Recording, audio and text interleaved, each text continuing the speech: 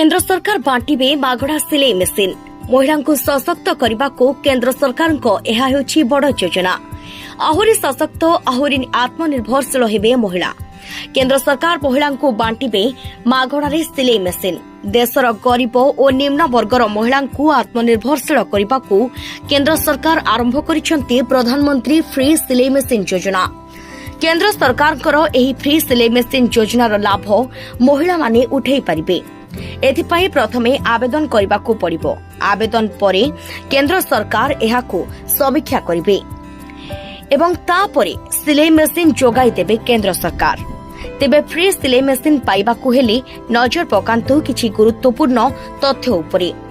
केंद्र सरकारଙ୍କର ଏହି योजनार लाभ केवल महिला माने उठाई पारिबे।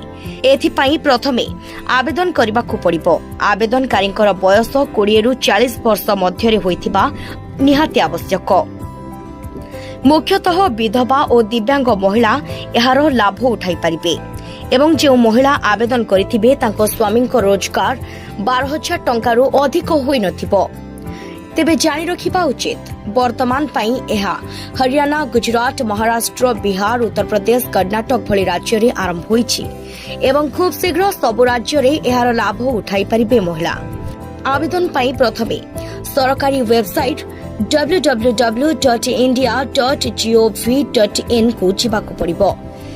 एही वेबसाइट खोलिबा परे आपनकू गोटिया आवेदन पत्र पूरण करिबाकू पड़िबो एवं तापरे एहाकू सबमिट करिबे। केंद्र सरकार जांच परे योग्य विवेचित हेले आपनकू मागणारे सिलाई मेसिन मिल पारिबो एवं एथिपाई आपनक पाखरे आधार कार्ड, जन्म प्रमाण पत्र, आयर प्रमाण पत्र, मोबाइल नंबर एवं पासपोर्ट साइज फोटो थिबा निहाती आवश्यक। ब्यूरो रिपोर्ट, ब्रूस्टी न्यूज।